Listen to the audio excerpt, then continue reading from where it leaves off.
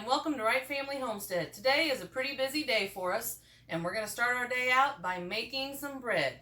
Today I am going to make a banana walnut bread using my Amish friendship bread starter.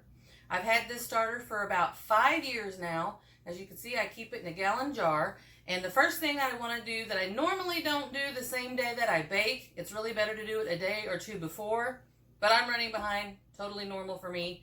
But I am going to feed this, and I thought I'd show you really fast how I did that. First of all, I always put it in a clean jar. Here's this one after, I think, maybe 2 feedings. It gets a little messy. So if you can, if you have this much starter and you go through this much starter, you need a big jar. Otherwise, you can use a quart. You can use a baggie, just like the old-fashioned starter recipe called for. Anyhow, first thing we're going to do, funnel, because the flour and stuff gets messy. I'm adding 2 cups of whole milk.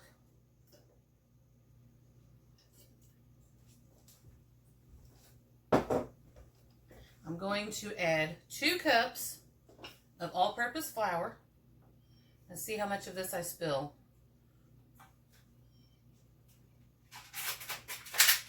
Not too bad. That would be the dog that you hear scratching in the kennel. We just put her up. Hopefully she stays quiet. All right, and 2 cups of sugar. Fills the jar up pretty full, doesn't it? All right, we're gonna shake it down. This is where the elbow grease comes in. We're gonna have to mix it well and work it in. So just bring your thing all the way down as far as you can and start stirring. If I don't feel like this whisk does well, I'll go back to my regular spoon. I thought I'd try this whisk out on this. Scrape your sides.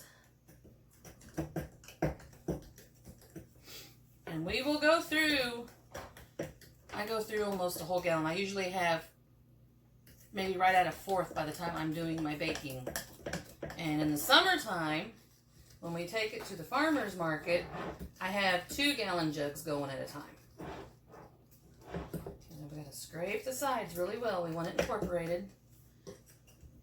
As long as it's mixed in well, keep an eye on it. There's no mold growing.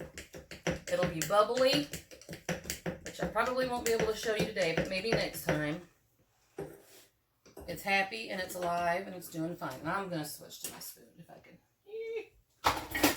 make a mess. There. That just feels better. It's what I'm used to. Stir it in nice. I'll show you why I like using this spoon in a minute. This is an old wooden spoon that I've had for years. I don't even really remember where I got it from, but it has the hole in the center of the spoon. Hopefully you can see that. And so it just does really well stirring my starter. The little Dutch whisk just wasn't doing it for me. This is how your jar gets so messy. Alright, I think she's ready.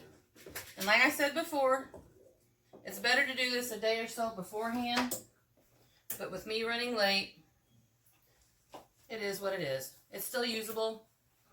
Still smells good. It's actually already bubbling, so I may show you whenever we move over to start the rest of our bread. Alrighty, let's get on it. Okay, I wanted to give you a quick glimpse of what the starter looks like while it's nice and bubbly. Can you see it on there? You see all those bubbles?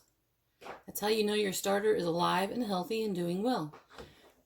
Honestly, I've had this starter for so long that I don't even worry about feeding it every 2 or 3 days or stirring it every so often. I kind of watch it. I've learned what it needs by its appearance.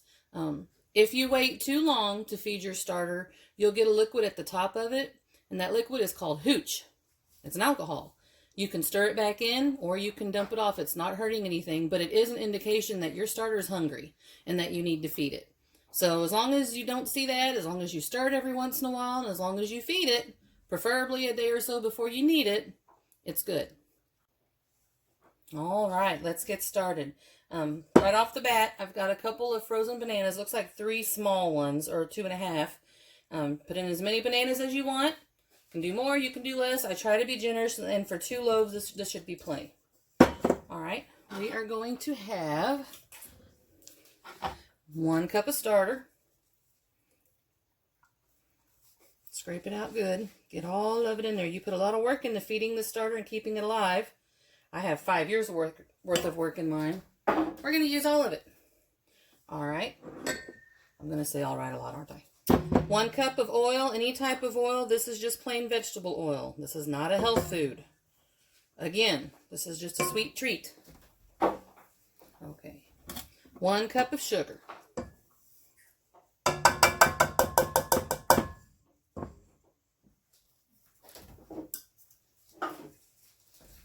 Move this back over here. After your sugar, it's supposed to be a teaspoon of cinnamon. But does anybody ever really measure out their cinnamon? And this is a brand new one. I didn't grab the old one. All right, we'll just pop this real fast. I mean, I don't measure. More cinnamon the better, right? So we're going to put more than a teaspoon. Maybe a couple. I'm really bad about not doing things to precision when I bake, the way my grandma did. Okay, 3 eggs. 3 pretty brown eggs from our little chickens. From our girls. Our pretty girls that are spoiled. Our chickens actually come and knock at our back door when they want a treat. That's how spoiled they are. And they've always been that way. In this one, I have 1½ teaspoons of baking powder and 1/2 of a teaspoon of baking soda. We're going to set this off. Actually, it's fine. It's fine. We're just going to dump it all in there at once. Some people mix it with their flour, but the flour doesn't come in until last. So, okay, we need 1/2 of a cup of milk.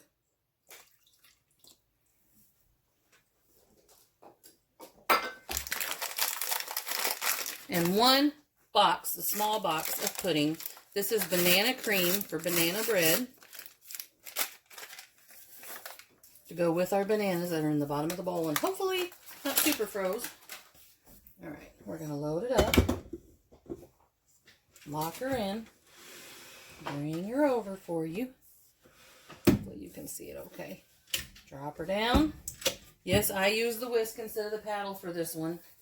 And it's a little messy when I first started, so oh, that's nice. Might want to plug it in. Classic blender.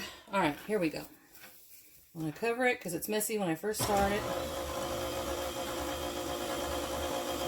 And we're just going to, once all of this gets mixed in, we're going to add our 2 cups of flour. I have 1/2 of a cup of finely ground up walnuts. You can use more if you want. You can use less. You can use any kind of nut. For banana bread, we usually stick to walnuts, but I do sometimes do pecan. It's already starting to incorporate if you can see it. I see the banana chunks in there swirling around.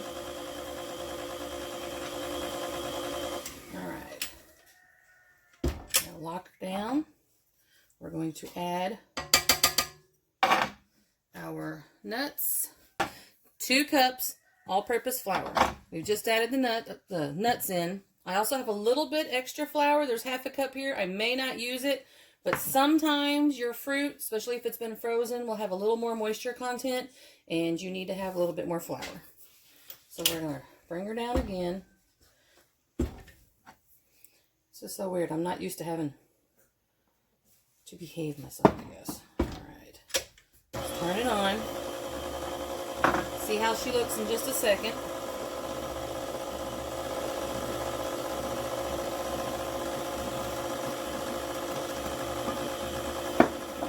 Cooking videos are hard to do, y'all. Especially when you're used to just eyeballing it and throwing stuff in.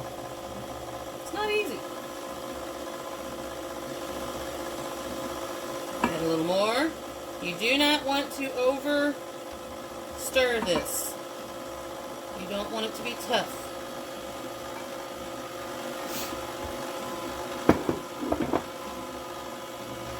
I'm going to turn it up just a hair, just to get the extra out of there.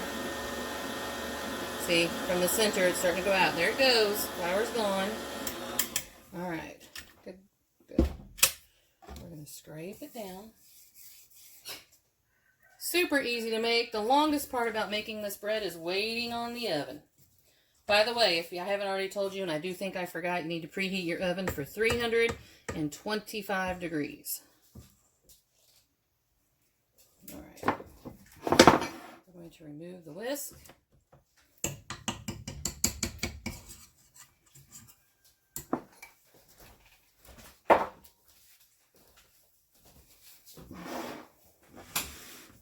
I have here 2 bread pans. This is my very first bread pan from when I was a young wife. I've had this thing for a very long time, and as you can tell, it's well loved. Make sure they're sprayed or oiled down, whichever you prefer to use. I'm going to give this one more little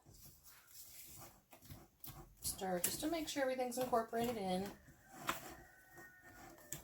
You can see the bananas, you can see the walnuts. It's going to be very good. Somebody is going to enjoy this. Kids are home. That would be the little one coming through. Maybe a little bit more for this one.